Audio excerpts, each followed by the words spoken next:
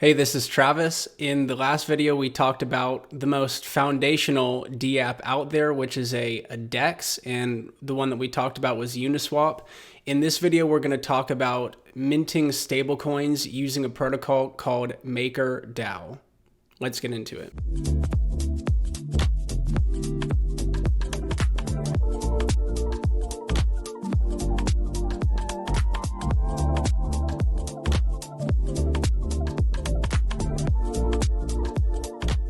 As I said before, stablecoins are important because you need some coins to maintain a stable price over time.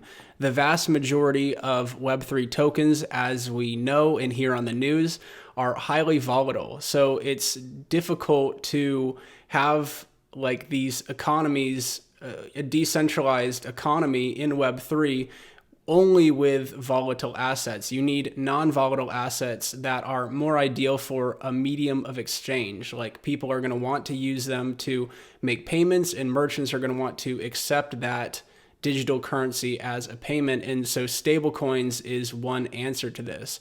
Now, there are many types of stablecoins out there: fiat collateralized, crypto collateralized, algorithmic stablecoins, and non-pegged stablecoins. In this video, we're going to talk about crypto collateralized, but in later videos, I'm going to compare all the different types of stablecoins. So I'm just showing here that this is a chart of Ethereum, and you can see how volatile it is. Okay. Now, what MakerDAO allows you to do, it allows you to, oops, I need to switch this to mainnet here. I'm on Ethereum testnet, and MakerDAO is like, we don't support that. Okay, so this is an Ethereum vault.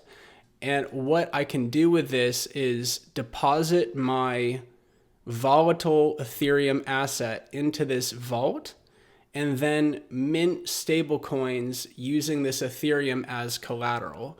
So I am minting the DAI stablecoin.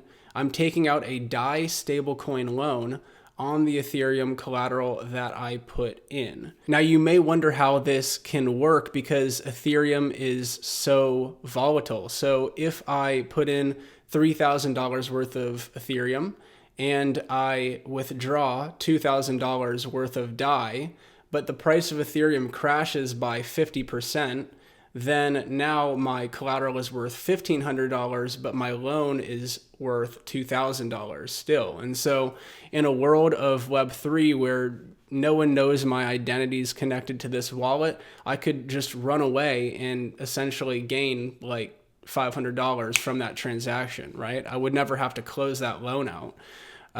This is why MakerDAO requires the collateral to always be worth more than the loan that you put in. And this is called over collateralization.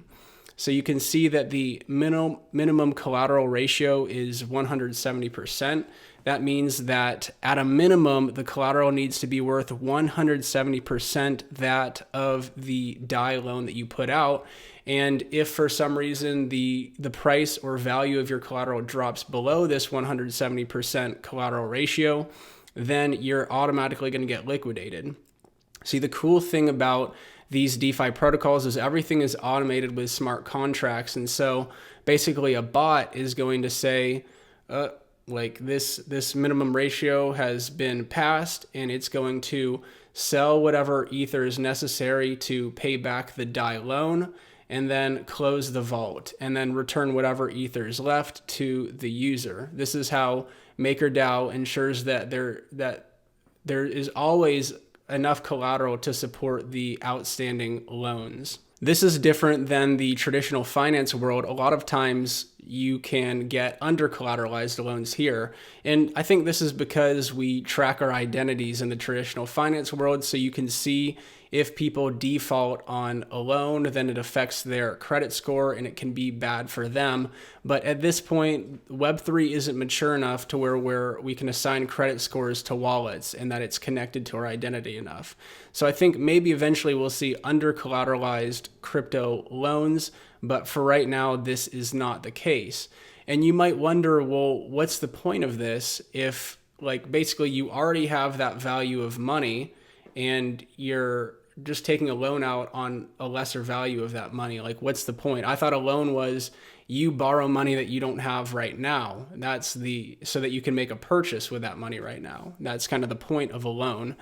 But there is an important use case here. It's that I can go long my collateral asset. So if I am bullish ETH, I think ETH is going to 2x over the next year, then I want to maintain that ETH. I want to continue holding it, and I definitely don't want to swap ETH for a stablecoin, because if I swap ETH for a stablecoin, and ETH 2x's, but the stablecoin is going to remain stable. That's the whole point of it, right? So I've missed out on that 100% gain over here while holding this stablecoin. So what MakerDAO allows you to do is you deposit some collateral. You can get access to the value of that collateral with a stablecoin, so you can make payments in the short term with the stablecoin.